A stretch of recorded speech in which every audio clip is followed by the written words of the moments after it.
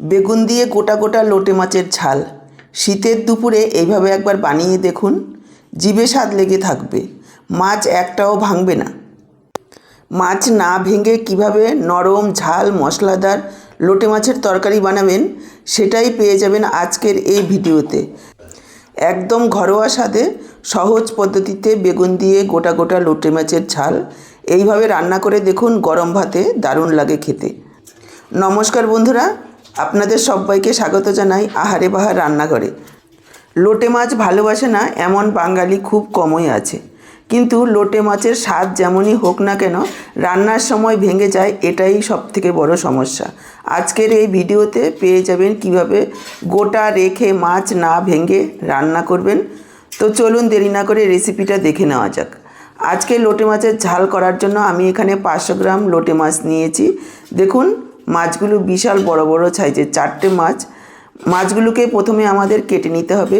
লোটে মাছ কাটা খুবই সহজ। প্রথমে ফোরগুলোকে কেটে নিয়ে তারপর মাথার দিকটা কেটে বাদ দিয়ে দিতে হবে।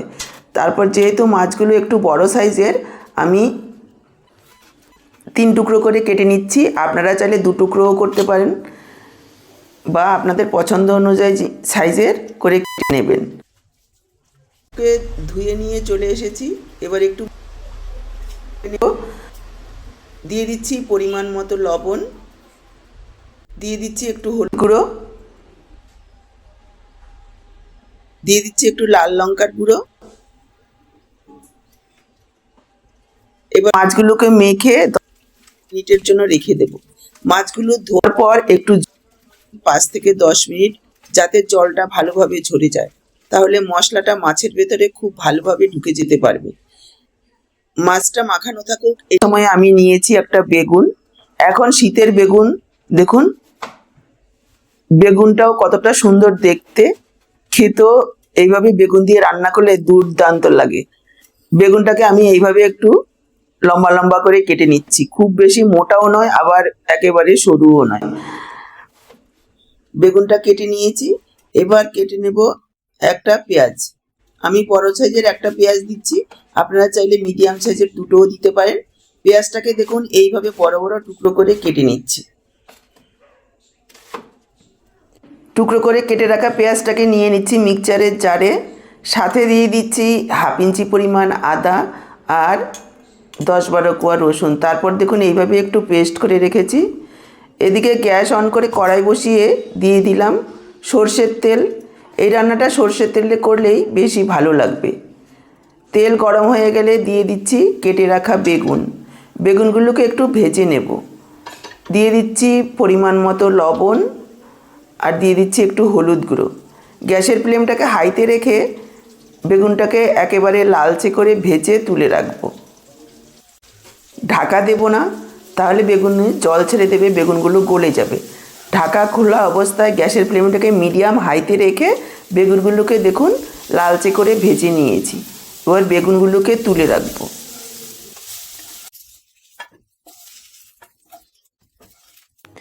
বেগুনগুলোকে তুলে নিয়ে কড়াতে আরও একটু তেল দিয়ে দিচ্ছি। বেগুন ভাজার সময় তেলের পরিমাণ একটু কমিয়েই দেবেন, কেননা বেগুন তাহলে পুরোটা তেল টেনে নেবে। অল্প পরিমাণে তেল দিয়ে বেগুন তুলে নিয়ে তারপর আবার তেল দিয়ে দিতে হবে। তেল গরম হয়ে গেলে দিয়ে দিলাম পেস্ট করে রাখা আদা পেঁয়াজ রসুন। পেঁয়াজটা যখন পেস্ট করবেন তখন জল না দিয়ে এইভাবে একটু দানা দানা রেখে পেস্টটা করবেন, তাহলে একেবারে মিহি হবে না, একটু দানা থাকবে, এতে রান্নার টেস্টটা ভালো আসবে। এবার দেখুন একেবারে লালচে করে ভেজে নেব। আদা পেঁয়াজ রসুনটাকে লালচে করে ভেজে নিয়েছি। এবার আমি যোগ করে দেব গুঁড়ো মশলা। ছোট চামচে 1 চা চামচ ধনের গুঁড়ো, 1 চা চামচ দিয়ে দিচ্ছি জিরের গুঁড়ো, 1 চা চামচ পরিমাণ হলুদ গুঁড়ো আর 1 চা চামচ পরিমাণ লাল লঙ্কার গুঁড়ো। ঝালটা পরিমাণ বুঝে দেবেন। লোটে মাছে মশলার পরিমাণটা একটু বেশি দিলে খেতে ভালো লাগবে। এবার মশলাটাকে প্রথমে 1 থেকে 1.5 মিনিট লো ফ্লেমে একটু ভেজে নেব। দেখুন 1 মিনিট ভেজে নিয়েছি। তারপর এখানে আমি বড় সাইজের একটা টমেটো পেস্ট করে যোগ করেছি। দিয়ে দিচ্ছি পরিমাণ মতো লবণ। এবার প্রায় 3-4 মিনিট সময় নিয়ে মিডিয়াম ফ্লেমে মশলাটাকে কষিয়ে নিতে হবে, যাতে মশলার কোনো রকম কাঁচা গন্ধ না থাকে আর মশলার তেল ছেড়ে আসে।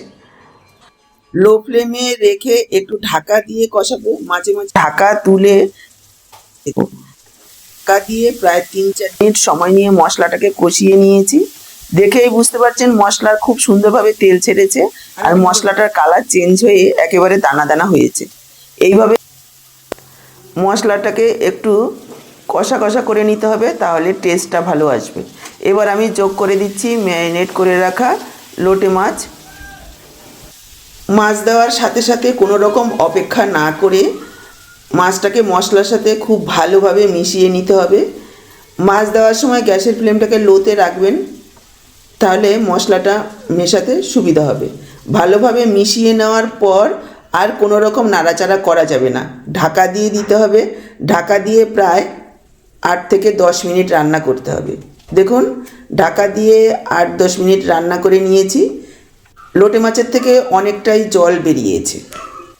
এবার আমি চোখ করে দেব ভেজে রাখা বেগুনগুলোকে এভাবে উপরে একটু ছড়িয়ে দিতে হবে হাতের সাহায্যে, তাহলে আর নাড়াচাড়া করে ছড়াতে হবে না। বেগুনগুলো দেওয়ার পর ঢাকা দিয়ে মিডিয়াম ফ্লেমে আরও 4-5 মিনিট রান্না করব। দেখুন আরও 4-5 মিনিট ঢাকা দিয়ে রান্না করেছি। এর মাঝখানে কোনো রকম নাড়াচাড়া করা যাবে না, তাহলে কিন্তু মাছগুলো ভেঙে যাবে। চাইলে কড়াইয়ের দুদিকটা ধরে একটু নাড়াচাড়া করে দিতে হবে। এইভাবে কড়াইয়ের দুদিকে ধরে একটু নাড়াচাড়া করে দেবেন, যাতে সব কিছু ভালোভাবে মিশে যায়। লোটে মাছে কিন্তু আলাদা করে কোনো রকম জল দিয়ে রান্না করবেন না, তাহলে লোটে মাছের একটা গন্ধ আসে। মাছের থেকে যে জলটা বের হবে আর মশলায় একেবারে এইভাবে মাখা করে রান্নাটা করবেন, তাহলে খেতে ভালো লাগবে। উপর থেকে দিয়ে দিলাম কিছুটা ফ্রেশ ধনেপাতা কুচি আর 1 চা চামচ পরিমাণ কাঁচা সর্ষের তেল। এই ধনেপাতা আর কাঁচা সর্ষের তেলটা দেওয়ার কারণে এর স্বাদ পুরোপুরি আলাদা আসবে।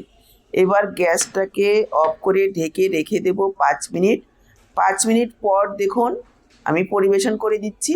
দেখেই বুঝতে পারছেন যে কতটা লোভনীয় হয়েছে, যেমনি কালার তেমনি গন্ধ, জিভে জল চলে আসছে।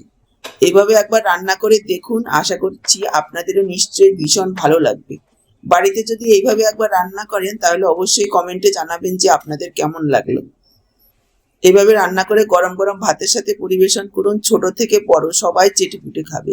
যারা লোটে মাছকে লোটে মাছ বলে নাক সিটকোয়, তারাও যদি একবার খায় বারবার এভাবেই বানাবে। তাহলে আজকের পুরো ভিডিওটা দেখে কেমন লাগলো কমেন্টে জানাতে ভুলবেন না। ভালো লাগলে লাইক করুন, শেয়ার করুন। ইউটিউব থেকে নতুন দেখলে চ্যানেলটাকে সাবস্ক্রাইব করুন, আর ফেসবুক পেজ থেকে দেখে থাকলে পেজটাকে ফলো করুন।